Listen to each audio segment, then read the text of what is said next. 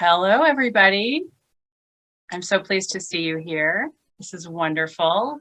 I am Sean Killingsworth. Welcome to the second Sunday Poetry Series. This is our fabulous April reading. If I seem distracted, it's because I'm letting people in from the waiting room. So I've got a bit of a bifurcated attention here. But our recording is happening right now. So we will be able to witness live and also catch the recording later on our YouTube channel. So if you have YouTube or you subscribe, whatever, you can subscribe to us and catch all of the readings since we started last September. So welcome to the second Sunday Poetry Series. I'm the curator and the host, and I'm really glad to see all of you here today. I think it's a tough sell to get people to come in the spring because it's always so gorgeous out after a long winter, and people want to be outside. But you will be rewarded for your efforts with some amazing poetry. Our featured poets today are Diane, Lee, and Moomey, and Prartho, Sereno, and Coggin. I am so grateful to all three of you for sharing your work with us today. I've really been looking forward to this reading. And I'm grateful to you for sticking around after that exciting interruption. Thanks are also due to the Marin Poetry Center, who loans us their Zoom account, and thanks to all of you attendees who spread the word about Second Sunday Poetry Series on social media and verbally to your communities. If anybody wants to activate your live transcription, you just need to click the three little dots on your screen. I think they're at the bottom. They will say more. Let's see. And yeah, and you should be able to get the transcript. And it will just pop up underneath the people as they're speaking. So without any further ado, I think I'd like to get started. So Diane, will you take it away? Yes. Let's see. Were you going to read my bio, or should I do that? I'm sorry, I'm a little discombobulated. Sorry. Yeah, of course. Sorry about that. So Diane Lee Moomey has lived and wandered around the U.S. and Canada, and now lives in Half Moon Bay, California, where she co-hosts a monthly series called Coastside Poetry. She has also taught poetry appreciation to older adults through Foothill College's Disability Resource Program. A regular reader at the San Francisco Bay Area poetry venues, Diane has published work in the MacGuffin, Write, Think, Mezzo Kamen, McQueen's, Quinterly, and others, and has been nominated for 3 Pushcart Prizes. She's also the author of 4 poetry collections, and the most recent is Make for Higher Ground. Diane is also a watercolorist and collage artist, an experience that both seeds and is seeded by her poetic imagery. And you can visit her at DianeLeeMoomeyArt.com. Okay, Diane. Oh, thanks so much, Sean. Thanks for having me. Thanks everybody for coming out on this beautiful spring afternoon and sitting in front of your screen. Oh, hope everyone is all well. I'd like to open with a couple poems about what, for me, are grounding and centering practices. For those of you unfamiliar with Tai Chi, each of the movements within the longer form has its own name, usually rather poetic. Sunday morning, Tai Chi class. First, stand on the bubbling well, then grasp the sparrow by its tail. Turn, spin. The white crane spreads its wings. Play the moon guitar. Embrace the tiger, then return to the mountain. Turn, turn. Make sure to repulse the monkey while waving hands in the clouds. Turn. The golden pheasant is standing on one leg. The fair ladies weaving at the shuttle. Spin. Now step forward and salute the 7 stars of the Dipper. Step back to ride the tiger. Spin again, sweeping the lotus gently with 1 foot. Sunday morning, Earth turns slowly on its axis while I turn on mine.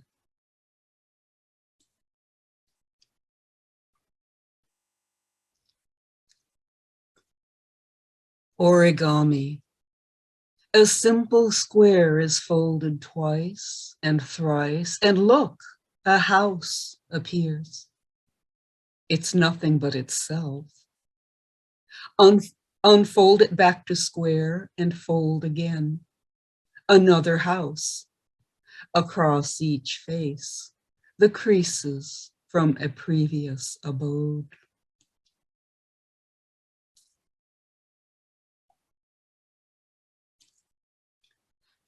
I'll continue on to a couple observations on the interface between human and nature. Elementary, a love letter. You enter what is empty and surround all objects in your path. Adopt the shape of anything that holds you. Underground, you follow every crevice. Fill the space around each root. Above, you'll ride a storm at poles or at the planet's waste. You cream at ocean's edge and swiftly shift your form according to the weathers, now ice, now steam. On slender skis, I've slid across your back in heat and cold, have waded overflow, have crossed your bridges, fallen in, been filled and fallen on. In different moods, you'll crack a window, smash a boat, or gently follow a finger placed in the smallest woodland rill.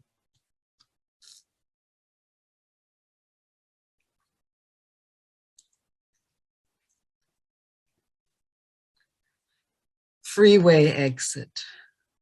Wild geese fly the 101, not quite on these 4 lanes now north and 4 south plus median, but above us, a ragged line, its leader purposefully beating wind, long neck reaching, heading east along the exit ramp to Bayfront Park.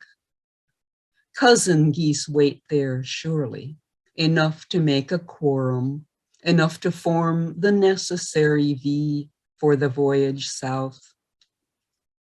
Silent geese, these, what with the tires hiss and thumpings over potholes, what with the whistle of winds around my half-downed window, black beaks seem merely open, but oh, I know they are honking.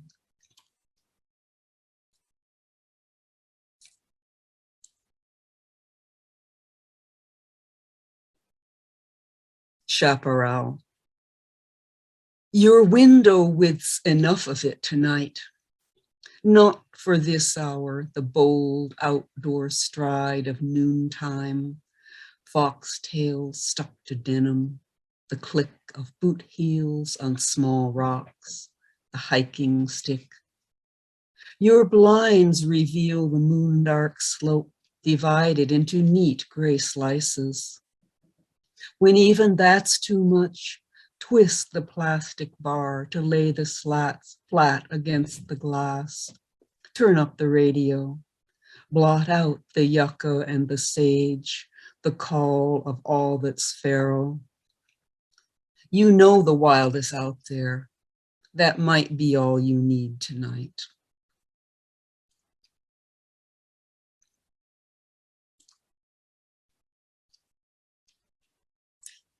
Heron, improbably on Main Street. A heron, blue, great, flew over her roof today in heron fashion. The first she'd seen to levitate above her carapace of asphalt shingles, gray. Where once Ohlone lived is pavement, is honking cars a glitter. Heron, the first she's seen this far from marsh or meadow, so far from creek or estuary, so far from meat and fish, flew in heron manner, cod once, orange legs trailing, the wings as broad as bird is long, the plumy neck recurved, that odd, boneless S. This heron flew over the house, veered west beyond the chimney, cawed, disappeared, left human being marveling and somewhat cheered at first. Nature. Then she knew, frightening, all about the fall from grace that's made the sighting of a heron now and here rare as winter lightning.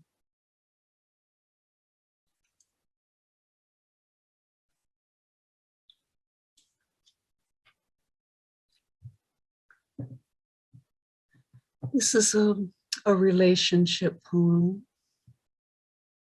Dropped Stitch. Another sweater begun as if it were for him, as if it could ever be for him, as if he would wear it ever, as if he would see it ever. The knit and pearl, angora of her life, the jute of her life, the sweater begun because the screen door has slammed for the final time and there is nothing more to say. Knit one, pearl two. The CBC. The final news of the day, yarn over, yarn under, tessellation of loop into loop. Somewhere in Saskatchewan, a jury is deadlocked. A crisis looms on Wall Street. The Leafs have won their third in a row. Her red wool, her white wool, fumble, unravel, pearl again. Tomorrow will be cloudy with chance of rain. Pearl one, knit two, pearl one. As sure as she knows that even the news will end sometime, the screen will go dark, and in the silence of rooms, she'll be able to hear the falling of dust as it settles on covers of books, on the pages of letters. As sure as that, she knows she'd give whatever years remain to her for the boon of ripping out that ruined row, of picking up pearl two, the dropped stitch.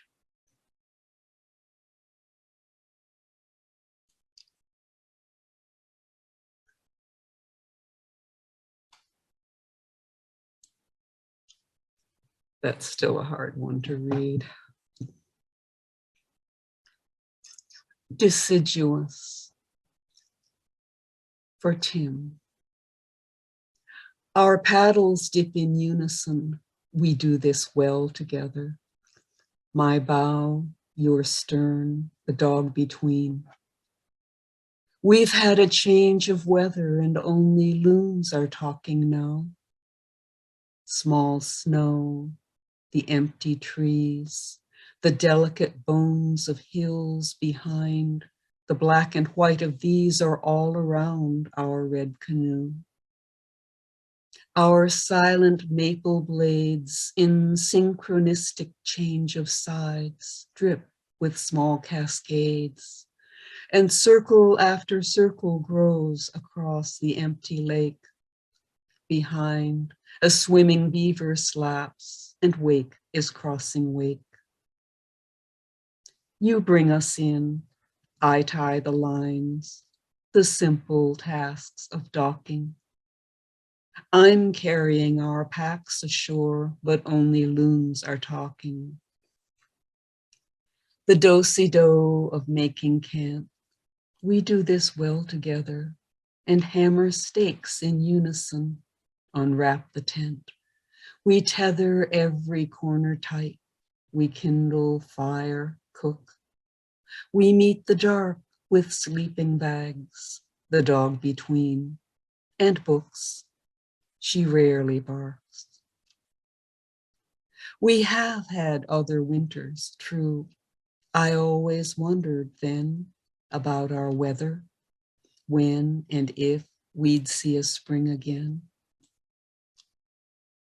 Beneath the trees, our pages turn, the Coleman lantern hisses, the dog is snoring. We exchange the briefest goodnight kisses.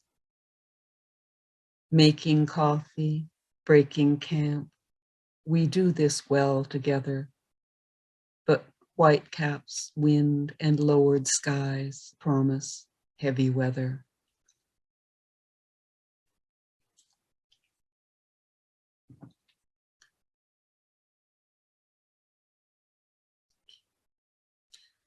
This is a different kind of love poem. Gazelle by Night. Spoken quiet in the dark, a tale's unfolding. Storyteller yet unnamed, unveiled, unfolding. At 17, her legs were long and lithe.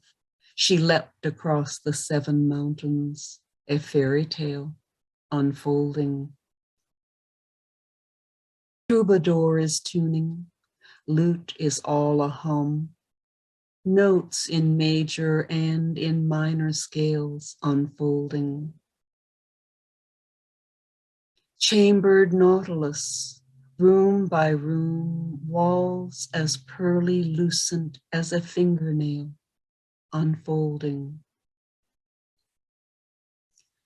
Deep within the cedar chest are quilts she's made. Guests arrive, velvet, silk, percales unfolding. Night bloomed jasmine, leaves and petals are, though beset by worm and garden snail, unfolding. Beneath the Pleiades we met, and not by chance. Our thighs and shoulders were moon pale, unfolding. Fragrant envelopes, red with golden foil, surround each chocolate. Diane inhales, unfolding.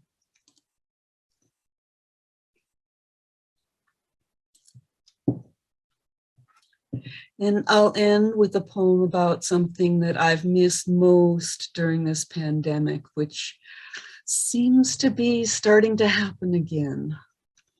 Street fair, the trader speaks. We'll pitch our tents by light of sun or moon. In every land on earth, we show our wares, white canopies above, at dusk and noon. We'll drive our SUVs all afternoon, arrange our coolers, tables, benches, chairs. We'll pitch our tents by light of sun or moon to bring you terracotta, cast the runes, sew wooden toys, crocheted and knitted squares, white canopies above. At dusk and noon.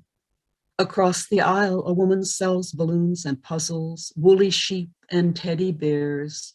She'd gladly pitch her tents upon the moon. Another draws the people as cartoons. A chocolatier has samples that he shares, white canopies above, at dusk, at noon. In times of plague and war, we ask this boon, O Queen Bazaar, and hope you hear our prayers. Preserve our canopies at dusk and noon. Please bless the tents we pitch beneath the moon. Thank you so much. Thank you so much, Diane. Wonderful. I really appreciate you coming today. That was so great and such a lovely relief after our interruption. So our next poet this afternoon is Prartho Sereno. Her 4 prize-winning poetry collections include Indian Rope Trick, Elephant Raga, Call from Paris, and her illustrated Causing a Stir, The Secret Lives and Loves of Kitchen Utensils. Poet Laureate Emerita of Marin County from 2015 to 17, MFA from Syracuse University 2013, and Radio Disney Super Teacher in 2005. She was a poet in the schools for 21 years and currently teaches The Poetic Pilgrimage, poem making as spiritual practice online. Prartho holds over 4 years in an Indian ashram as her strongest creative influence, but also credits excursions into other art forms. Counseling psychologist, vegetarian cook, mother of 2, meditation and yoga instructor at Cornell University, book and cover illustrator, and amateur singer-songwriter. In January of 2022, she was named Artist of the Month by the Point Reyes Dance Palace, which celebrated her with a virtual show entitled Poems and Paint in Conversation, pairing Prartho's watercolor paintings with recitations of simpatico poems. You can visit her online at prarthosereno.com. So Prartho, if you would be so kind as to take it away, we can't wait to hear your poems. Great. Oh, thank you, everybody. What a sight to behold, all the people who have come. And also thank you so much, Diane, for bringing us in on those beautiful nature poems and heartful poems. Beautiful. So, yeah, I'm so grateful. And I guess that's what, I teach a course called Poetry as Spiritual Practice. And I realized just sitting here that it has taught me gratitude more than almost anything else.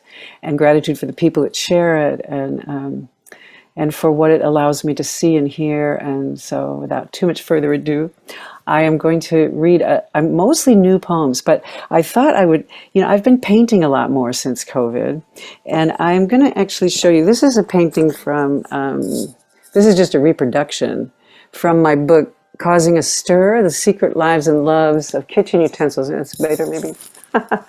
And this is actually my grandson, who's now going to graduate from high school, so it was a while back. But he's writing on a pastry blender, which is this. In fact, this might have been the one I used to do it. And so I thought I'd just start open with that one because it's a little bit snappy.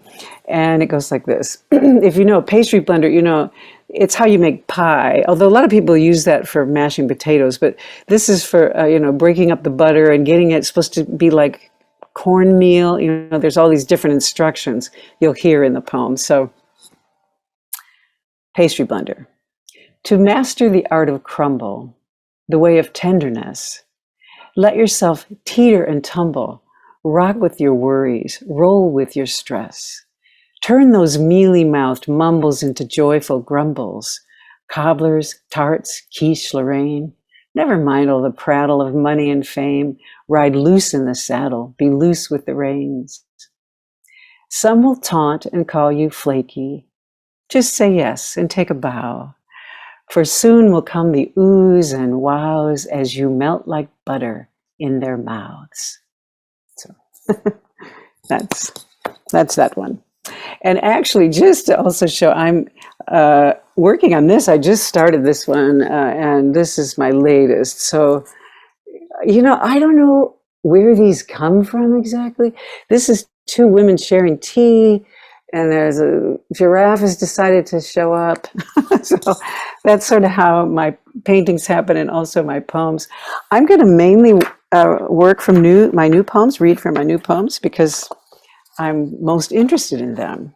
I have heard some of the great artists say the thing they like the most is the one they're working on now. So here we go. This is very new, The Game of Hearts. Those of you who know the game, you will definitely recognize a lot of things. So, hearts is this game where you're trying not to get points, right? Except for there's one exception. So, and hearts are points. So here we go. But you don't want to get them. Okay. The Game of Hearts. Your job is to lose as many tricks as possible. So when the cards are laid on the table, you come up empty. You'll want whatever sweetness you've been dealt to wind up in somebody else's hand. Strangely winning logic, the art of giveaway, of lying low. It's wise to make peace with the dark, especially the lady who holds it in spades. whose heavy heart will surely topple the endgame scales. Know where she lives, the pariah queen, and whenever you can, set her free. But if you found she's slunk into your lair, oh well. For just this one round, give up the ghost, give in to the underground broodings of soul, go the whole hog, shoot the moon. You kind of have to know the game to get that all, but so the next one is another sort of childhood reminiscence. I haven't played hearts in a long time, but my large brood of siblings, there were 6 of us, and we played a lot of that.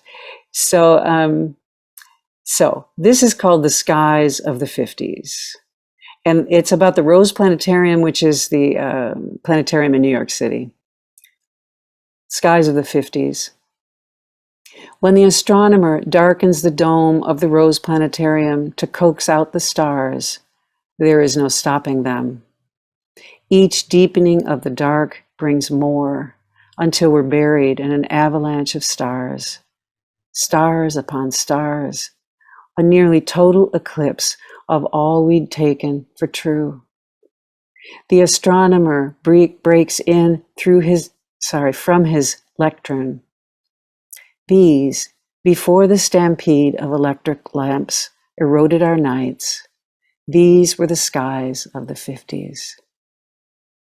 And we're on the ground again, to be counted among the fallen in the great wars between wonder and grief. Spread eagle on the threadbare grasses of childhood, clinging to our bright little beach ball as we splash through the unfathomable, flopping with stars.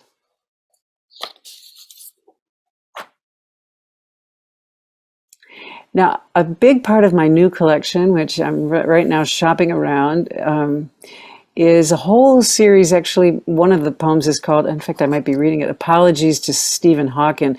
And they're kind of riffs on physics and like that, astrophysics, things like that. This one is called Relative Velocity. I don't have forever, my friend who needed a lover told God, like you do. Her garden was overgrown, breakfast nook empty, feet interminably cold. That's the way it is down here, where leaf blowers cough up dust devils and possums ginger forth at dusk to stare in with troubled pink eyes. In these parts, it's one perplexing whirl from this to that. She didn't need money, she said, or a place to rest her head. She had enough of just about everything.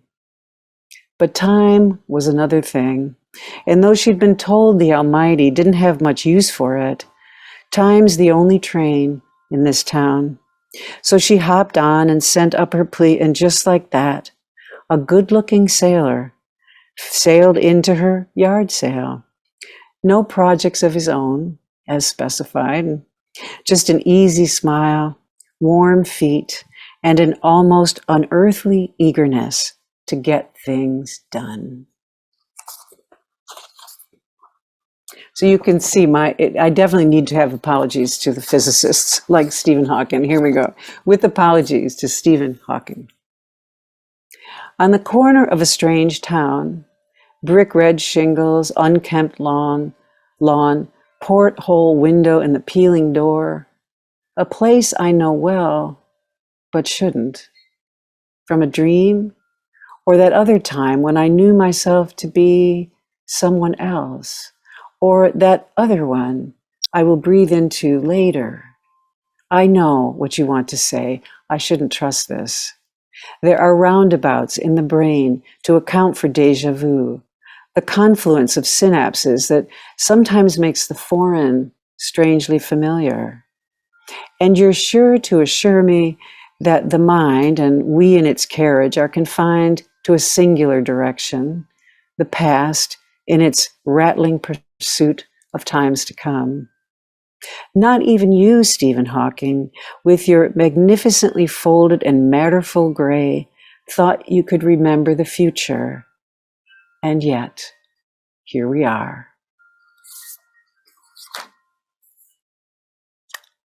So this is called Particles and Waves, and they're just little tidbits, which is one of my favorite things to write, actually, are these things that don't need a whole lot of words.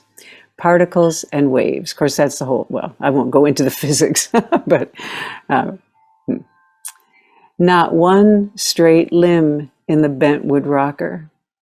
My favorite seat. Beetle, in that phosphorescent cloak, have you been visiting the Northern Lights? They beg me to come down when I hover at the ceiling in dreams where I've remembered how to fly. Nobody remembered to take out the trash till it fell on me, this bucket full of stars. My paint pots must have gossiped all night. This morning, they have nothing to say. This house full of trinkets, potted plants, poetry books, hand-turned bowls, the bewildering magnet of human want. When I ask my grandson how he'll pay for the profusion of ephemera he's heaping into my cart, he's quick to do the math. He has 2 wiggly teeth. He really said that. He's got 2 wiggly teeth. Okay, a love poem and a little ending. So, 20th anniversary. I think you'll get the story. I'm not going to worry about it. Could this be the love poem where I get to walk through the bakery door again and you get to hope that I'm the one you've been writing to for weeks? Isn't that the pewter sky of January, the pungence of coffee wafting up from chipped and stained diner mugs? The downtown trees have seen it all. They go on with their town square gossips. The pigeons show more interest, tuned as they are to the crumble of muffin and scone, but even they don't notice our ghostly, snow-capped selves, hunched outside to eavesdrop on the scene, looking in through the steamed-up windows. Your eyes are beautiful, you say. I'd like to see you again. But not out loud. You wait to go home and write it in a letter. And I will end with autumn accounts. Here we go. They say it's never too late. What with the late president's skydive for his 90th and the 100-year-old water skier who waved from my fridge till his photo yellowed and frayed. But it probably is too late to train in rocket science or concert piano, too late to free climb Half Dome or take up oral surgery. And it is surely too late to die young. Still, there may be time to enter the longing and give ourselves to what we become when we turn in its light.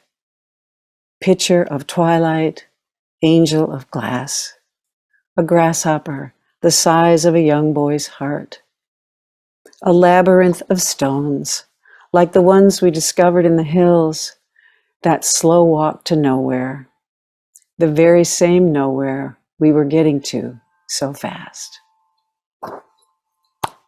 Thank you. Wonderful. Prartho, thank you so much. Such beautiful poems. I'm so lucky. I love these readings because every month you just knock me out, truly. Okay, so on to our very last poet of the day. Coggin is the author of 4 poetry collections, most recently Mining for Stardust and Incandescent. She is a queer woman of color who thinks Black Lives Matter, a teaching artist in poetry with the Arkansas Arts Council and Arkansas Learning Through the Arts, and the host of the longest running consecutive weekly open mic series in the country. And I'm going to catch up to you. Wednesday Night Poetry.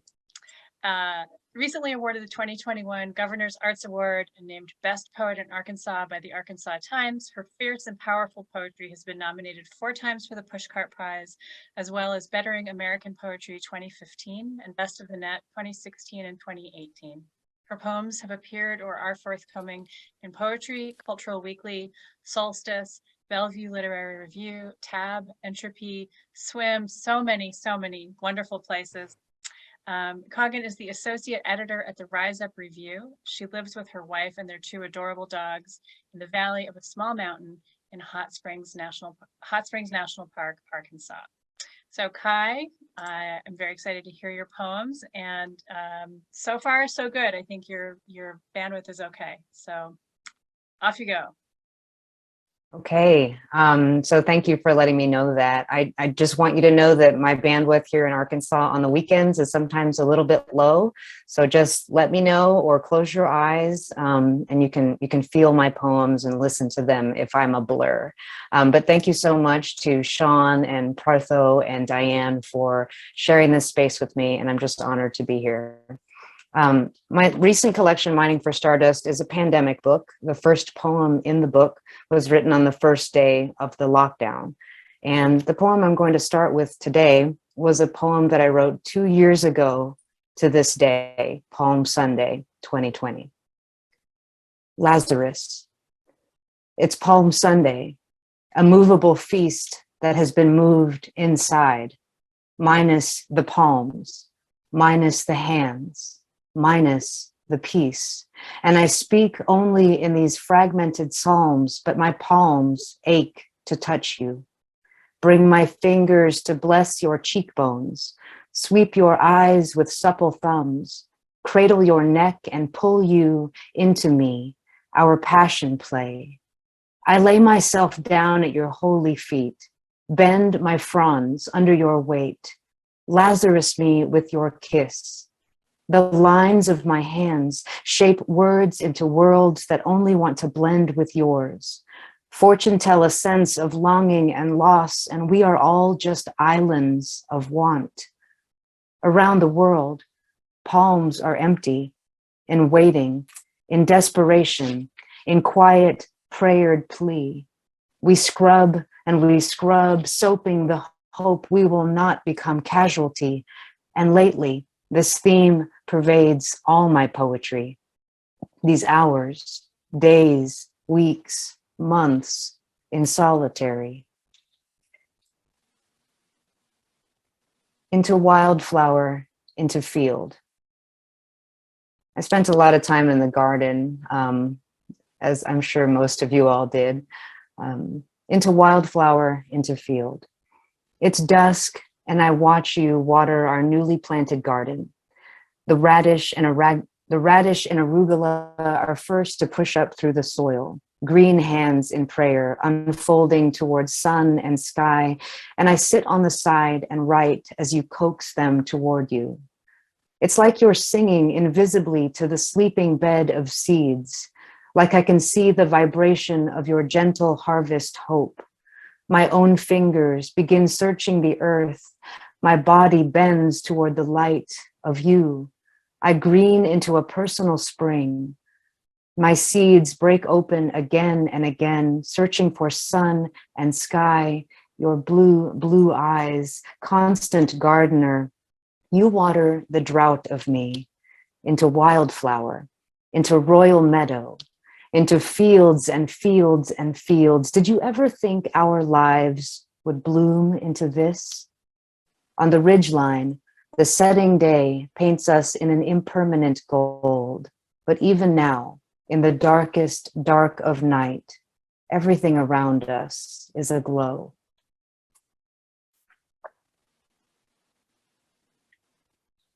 Should I keep my camera on? Is everything okay? Am I coming through all right? Yeah, okay, that's good. Excellent. The fox comments on proper burial procedure at 10,000 dead. I rake a path through the woods, change the energy of the land, move leaves and earth with the sweep of my hands, layers of seasoned, crunchy brown, The wet year before, yellow, decaying, until I hit pure ground, dark dirt. Winding and curving the soft, wet forest in silence, one rake uncovers the sun-bleached bones of a quick fox. Years white fade, blaring bone bright against the mud-colored floor. I see the shape of him, the movement, the grace of his fossilized grandeur, his delicate hind leg, maybe a shoulder, blading through the grass, vertebrae articulating something I haven't the words for yet. I pick up a tiny white backbone, hold its weightlessness in my palm, turn it in my fingers against the glint of fading day, and I remember the headlines out of New York City this morning. Contingency plan, 10 coffins for each trench, New York City Park. The words dignity and only temporary flash in my eyes as light bounces off bone, and there is nowhere to bury all the bodies. There is nowhere to bury all the bodies.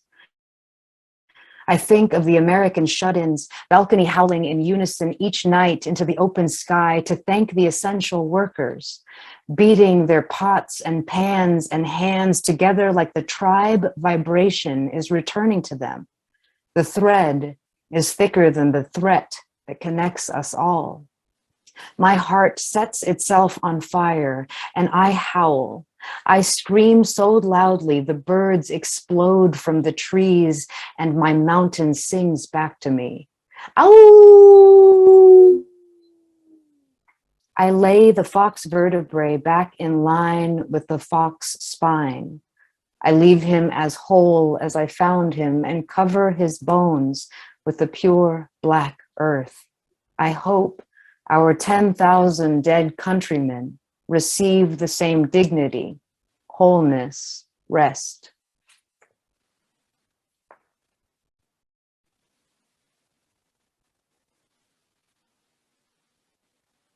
Essence.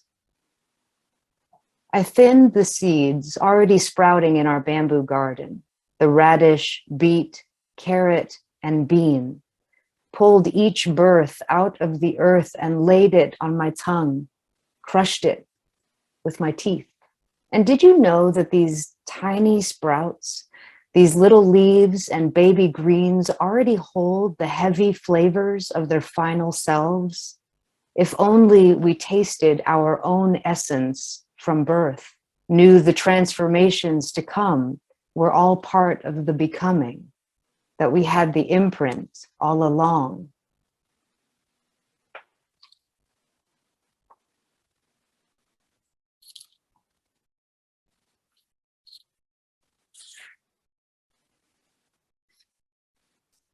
Tendrils. I seem to be finding all my poems in the garden. This isolation from people has me speaking in the language of leaves and leaving. This morning, I find my poem in the raveling snow peas, twisted up in their reaching, their climb and striving up the guiding trellis, all tendrils and swirl, all growing and beauty unfurling more and more each moment, the way I reach for you more and more each moment, all wanting and ache unfurling, the way my gentle tendrils reach and ravel into the space between us.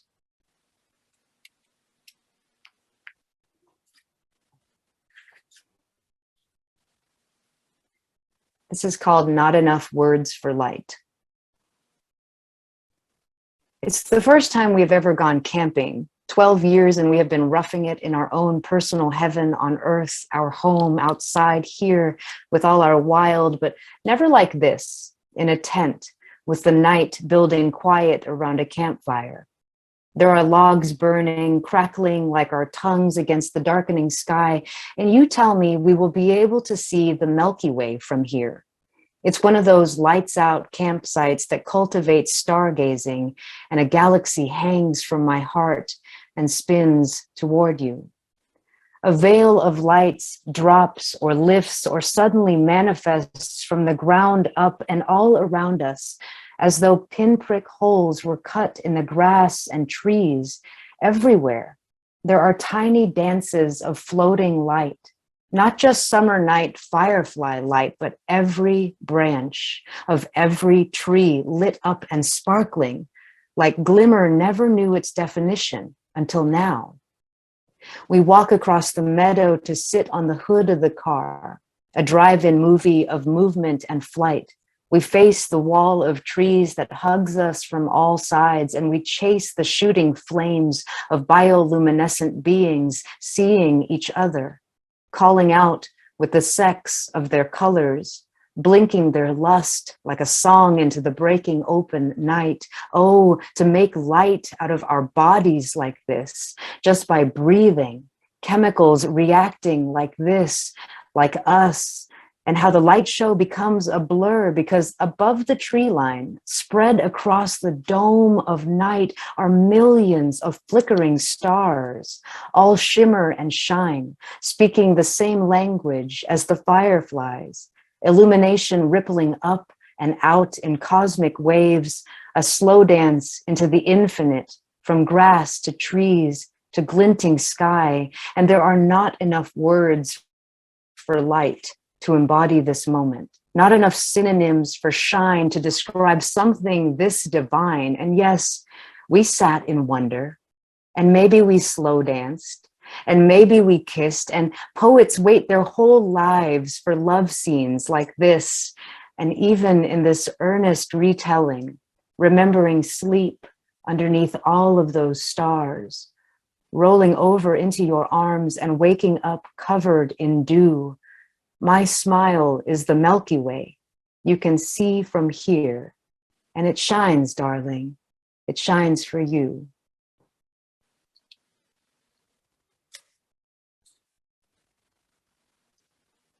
I love a love poem. On Memorial Day 2020, we hit 100,000 dead. And so I had to write a poem. And this book is a book of healing, but it's a book of also naming what we all went through collectively in 2020. It does not shy away from the politics. It does not shy away from the racial reckoning, but it gives the reader hope and hopefully a sense of healing, and it is infused with light. Makeshift memorial. We crossed over the 100,000 mark like it was just another Tuesday. No fanfare, no flourish of flowers left on 100,000 graves, funeralless limbo walkers who disappear like a fog into the history we are writing with our collective inadequacy to be decent to one another. A memorial is an object which serves as a focus for the memory or the commemoration of something, usually an influential deceased person or a historical tragic event. Wikipedia. From behind a mask, I whisper 100,000 names on the day we call memorial, because something should be done to remember the living as they slip away, the uptick in numbers that were never just numbers, but bodies full of breath, full of breath, full of breath, knees and arms, ankles and bellies, cheeks that smiled at dimples, gaps in their teeth, snores when she sleeps, feet that once learned to tango, earlobes once kissed in moonlight, curls of hair silkened to white, his aching back that worked so hard in the field, her childbearing hips leaving children behind, hands and hands and hands that reach for mine in my mind. Not just numbers, but human beings, reduced, reduced, reduced until the only common denominator is how quickly they are forgotten in this pandemic pandemonium. I can't sit with that. No, not today. On Memorial Day, we remember those who fought for our country and died, but half the country forgot those fighting in ICU beds just to stay alive, the collective death toll of our last 4 wars. And half of the country doesn't want to quarantine anymore. 100,000 dead while America throws pool parties, beaches and boardwalks swarm with shoulder-to-shoulder crowds who dismiss the safety of the future for the party of now. because this is America, land of the free, and don't tread on me, and nobody's going to tell me to wear a mask. And all of those soldiers who died in all of those wars, I guess America can tell them it's too much to ask to protect one another and help slow the spread. So happy Memorial Day, America. 100,000 are dead. A mass grave of indifference. Red-capped rebels drinking their bleach cocktails. And they are here, banging on the door of my reverence to the lost, waving their AR-15s on the Capitol steps of this poem, and I breathe them out. And I breathe them out, and I breathe them out. I build a makeshift memorial in my heart for the lives we have lost. Photos and teddy bears and scraps of poems.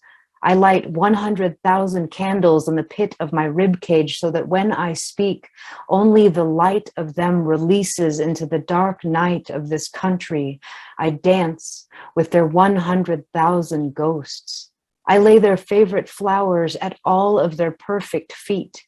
In the language of heart, I know their favorite flowers, and I lay a bright "She Loves Me" petal on each of their perfect lips so they can breathe easy the ethers of beauty while they rise into becoming anew. We have to give them that grace, even just a thought, a well wish into the stars. We have to give them that grace. Tomorrow in America, a new story named George Floyd will take our focus, will move us into fury or collapse us into numbness. But today, I am a makeshift memorial, a mouth full of epitaphs, a funeral pyre burning the sound of 100,000 names into the history of a country too quick to forget.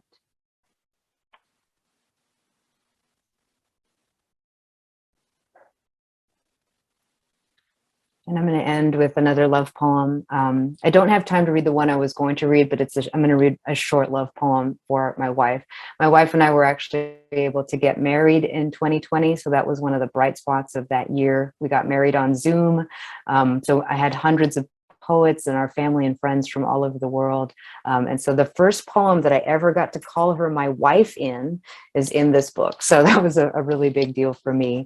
But I'm going to read another poem. This is called Palette. And it's just a short love poem.